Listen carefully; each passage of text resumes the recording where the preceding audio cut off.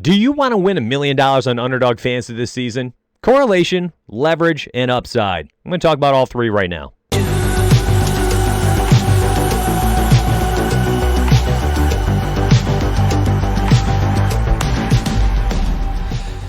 All right, so we're looking at the Best Ball Mania, number 2, 2021 season, $1 million to first place. This is a 155,000 person tournament. Now, for all my DFS family out there that's been following me for years, you know correlation is king when we're talking about large field tournaments. This, my friends, is no different. And if you go into a best ball draft and you're just trying to make the best overall selections and you're focusing on ceiling and all this stuff that you think is going to win your tournament, you are likely not going to win the tournament.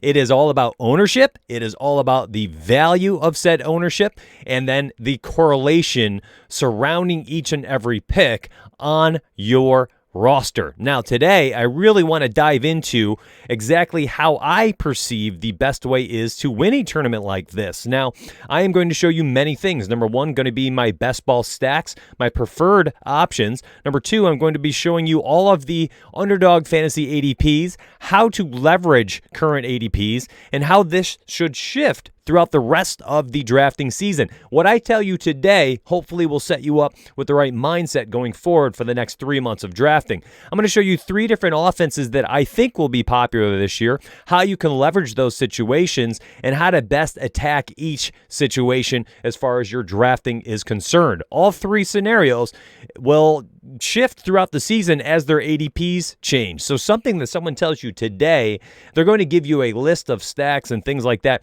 might be irrelevant in 2 to 3 weeks' time. My goal through this video is to give you these stacks, but then how to adjust going forward based on ADPs, which might be rising or falling. So let's get after it. Number 1, when we're making this roster and putting it together, we know that our boom or bust ceilings often are going to hinge on the wide receiver and tight end correlation with your quarterbacks. Your running backs, potentially the RB2, might be one of the most unimportant, the least important positions on your Underdog Fantasy roster, as weird as that sounds. Even though you might take a couple of running backs early, you're kind of just setting up your cornerstone volume type picks, and then you're taking some late round flyers, maybe end up with 5 or so running backs, but your goal is to end up with as many wide receivers with upside as you can. Now, within that, those wide receiver choices, you want to stack offenses. In fact, we're going to talk about how you can pick an offensive stack and then also set it up so that you can have the rest of your roster still be stacking offenses, just potentially not using the quarterback or vice versa. So let's go. First one. First and foremost, and I think this potentially wins you the entire best ball tournament, depending on how you attack this,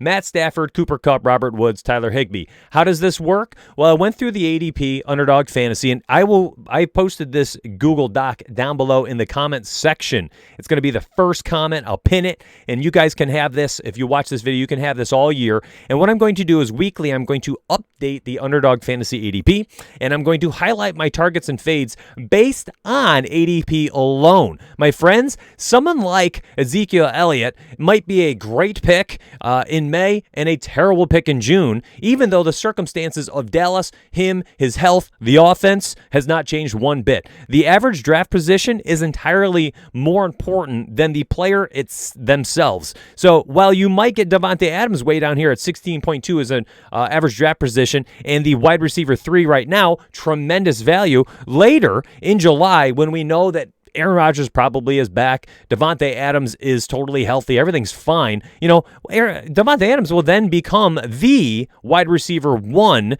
and all of a sudden he's going to be going where Tyreek Hill is, and he's no longer a value. So if you're watching this video now, you're hopefully gobbling up as many Davante Adams shares as you can. He's a premier value and a target right now, but in a month or two, he might not be. So my goal with this Google Doc, which I'm giving you for free down below in the description section, in the comments section, my goal is to highlight kind of whom to take on any given week based on ADP value alone. And I think this is how you win these best ball tournaments. You're getting the people at the values and you're working in your correlation. You're not taking players based on how good of a season they're going to have. That's all completely relative to their draft position. So, first offense I wanted to talk about, Matt Stafford currently going the 101.8 QB 11, which is very nice. Robert Woods wide receiver 18, Cooper Kupp wide receiver 23, Cam Akers RB 8, very high right now, and Tyler Higbee tight end 9, a very nice spot. Volatility, embrace it, my friends, at this position. So, how do you use a stack like this? Well, first off, being able to wait until this would end up being the beginning of round 13 to get your quarterback, phenomenal. If you can land Matt Stafford at the beginning of round 13 or maybe take him early in round 12, that is awesome because you are able to potentially, if you have one of those middle picks, you're picking like 6 through 8, you can grab Robert Woods and Cooper Kupp with your second and third round picks. Potentially, depending on how the draft is going. If you can only get one of them, I think the goal is to grab Cooper Kupp. It is. If Robert Woods is going to be going earlier, you can grab Cooper Kupp and, have him at a little bit of a bargain, and then go ahead and grab Tyler Higbee later in the draft at the potentially like 11, 12, or 12 and 13 turns here. You could grab Tyler Higbee, Matt Stafford, and Cooper Kupp, or Tyler Higbee, Matt Stafford, and Robert Woods if you use your second round pick on him.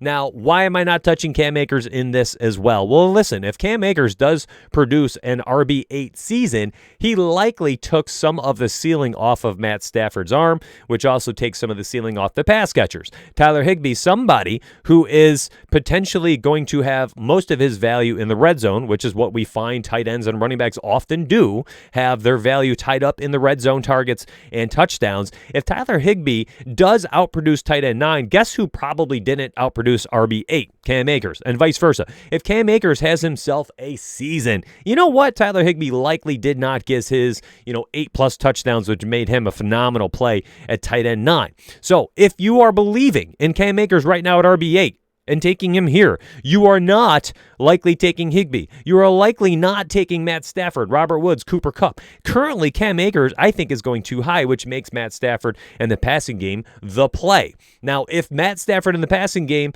all his targets start to rise in ADP, and Cam Akers dips down to RB11, RB12, all of a sudden he's going 16th, 18th, well, then he becomes the bargain.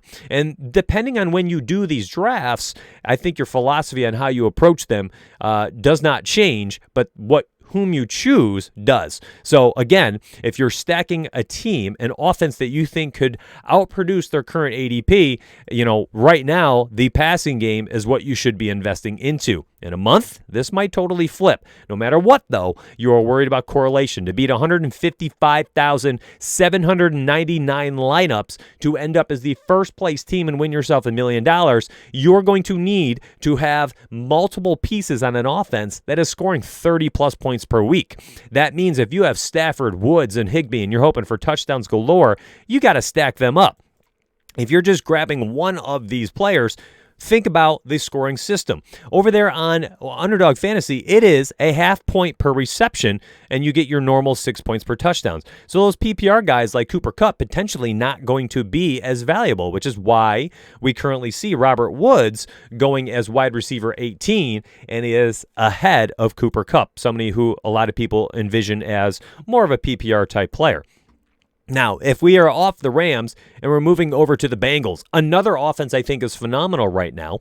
You have Joe Burwell going as QB 10, right ahead of Matt Stafford at pick 94. Now, why is he a tremendous value? I think part of it is because of these wide receivers. If you think that all three of these wide receivers are going to produce wide receiver 2 or 3 value, well, what does that mean for Joe Burrow? If all three of these guys can be a top 36 producers, Joe Burrow, oh my goodness, my friends, Joe Burrow's ceiling has to be top 5 or 6. Last year, we saw, in the first, I think, 5 weeks of the season with Dak Prescott, where he was QB, I think it might have been QB1 off the top of my head. I'm trying to remember. We had, tremendous production out of all three wide receivers. All three of them, we're talking about Michael Gallup, we're talking about CeeDee Lamb, and we're talking, by the way, he ran 85% of his snaps last year out of the slot. That was the second most in the NFL. Do not sleep on him, even at wide receiver 14. We're going to talk about him in a hot minute. Trust that. Now, if you're looking at Amari Cooper, again, as the third option there, all three of them were producing,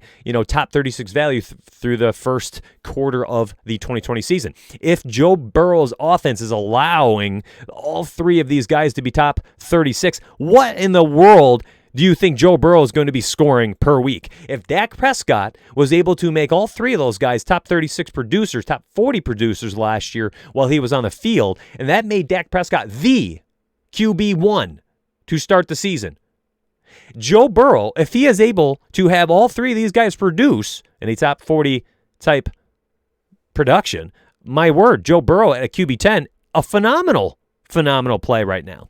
So you have to invest wisely right now and say to yourself, well, Joe Burrow is just going way too low, and these wide receivers are going way too low based on potentially what their upside is, and you're getting T. Higgins at 60 and Tyler Boyd at 80, and you could fade Jamar Chase, the popular pick right here, and you could grab these guys. My goodness, you're getting Burrow, Boyd, and Higgins, your starting stack for your roster, and that means your first 2-3 picks, you could probably invest in a high-end tight end and 2 running backs in your first 3 picks. You could lock up your tight end position with a stud like George Kittle, Darren Waller, Travis Kelce potentially, and then you can grab yourself 2 volume running backs. You can get Eckler. You could grab, probably someone like Zeke, who is now leveraging Dallas, where you might not have the Dallas Cowboys stack, but you've got Zeke Elliott. And if Zeke Elliott returns to 1,400 yards and 12 rushing touchdowns, you know whose ceiling is capped to some extent? Probably the passing game. So you can leverage other scenarios by using certain players on those teams. Look at this again from the other side. What if we go with Cam Akers as our first pick at pick number 8? Now we have leveraged against the passing game of the Rams, who we saw Matt Stafford here going as pick 101.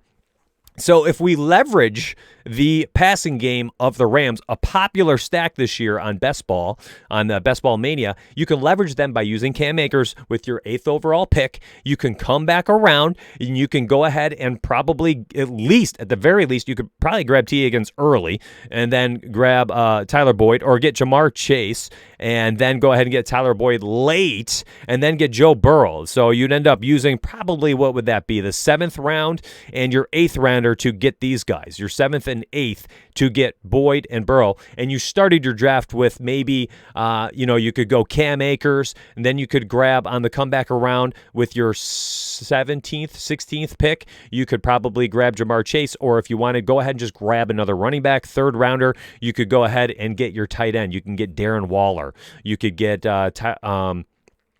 George Kittle, and you've locked up 2 volume backs, you've locked up a great tight end, and then you get a phenomenal upside stack. So think leverage with your other picks. Again, you could have gone Zeke with your 1st overall pick and leveraged all of the passing game of Dallas, and then don't touch Dallas for the rest of your draft. Now, moving to Dallas, again, the philosophy is what I'm trying to teach you guys today while talking about the targets.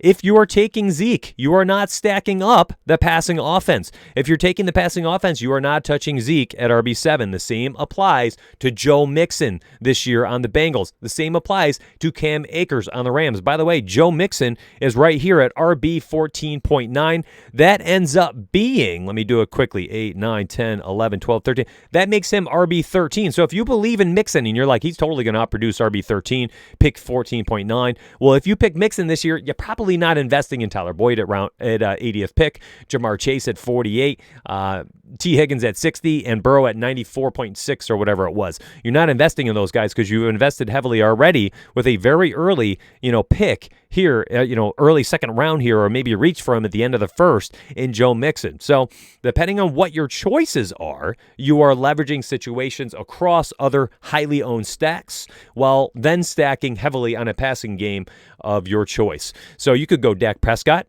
with, a mid-round choice, probably end of 5th round. You could grab Dak Prescott. But you would have had to take one of Amari Cooper or CeeDee Lamb with probably an early 3rd to get one of them. Or if you're lucky, you can get Amari Cooper and CeeDee Lamb back-to-back 3-4. Or you can go ahead and go Dak, pick one of them in the 3rd, and then go ahead and get Gallup super late, which I love the upside there.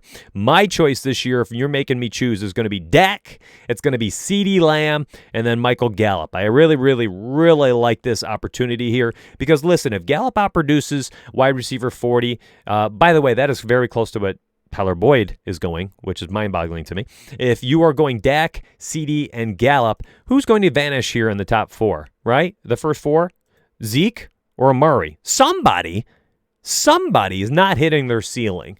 And if we've already invested in Dak, we know it's going to be the passing offense that carries this team this year. We're probably not on Zeke, and you're going to have to choose between Amari and CeeDee just because of their current draft position, and then you're going to want one more passing attack. Listen, if Dak has a 400-yard game, throws 3 touchdowns, one goes to Lamb, one goes to Gallup, you have probably your starting quarterback for the week in best ball, and these two are going to be 2 of your top 3 wide receivers, maybe even both sliding in there, wide receiver 1, 2, and then you have 2 more flex spots, which are 1 more wide receiver, 1 more flex spot, which is why we can then target the leverage spots on other teams. So you could go Cam Akers early, you could go Joe Mixon early, get off of Zeke here, and then go Dallas offense. Now, just taking this strategy, taking this philosophy, you can do this with any offense that you're high on or down on this year. If you're high on Josh Allen, Cole Beasley, Stephon Diggs, you can make that, have that be your first, your second. Diggs would be your early second round or late first round pick. Josh Allen would end up having to be your probably early 4th round pick would be fine. So you could go 1st round Diggs, 4th round Allen, and then Beasley is going to be, I think he was pick 85 or 90 or so. Off the top of my head, I can't find him real quick though, but you guys understand this concept. And if you don't believe in the passing game for the Bills, or you think their values, their current ADPs are way too high, their value is not a value, or it's a weak value, well then you're drafting Zach Moss, you're drafting Devin Singletary, and you could go up and down all of these NFL rosters. You can look at the top offenses, look at the top quarterbacks, and that is often where the top exposures will be in this massive 155,000 person tournament. Depending on how you attack this, just have that in mind. Always think leverage, always think correlation. There's no difference in this tournament versus your top tournaments on one of the big DFS sites where you're trying to take down a first place prize money, and everything else is irrelevant, my friends. Best of luck to you. If you want this Google Doc, again, it is in the reply section, pinned comment, and I want you to comment down below for me your favorite best ball stacks, your favorite leverage scenarios, and what you thought of this video. I love to have you hit that subscribe button for free, hit that like button, and then give me some type of engagement down below in the reply section. Now, if you want my promo here, you've seen it on the screen way at the top, promo code DONUTS. I'm going to be doing private Underdog fantasy leagues for my teamriseorfall.com members. I'm going to be doing all sorts of things and content for this best ball season. I love it. I love this site. It's super fun. I've got my personal stacks and targets and rankings risers and all sorts of stuff over here on the Fantasy Football homepage. That is also down below in the description section. And I wish you all the best of luck, and I hope to see you on the inside again. Please use that Google Doc at the very least. It's free. Subscribe on YouTube at the very least. That is free as well. And I hope you all have a good day. Good luck.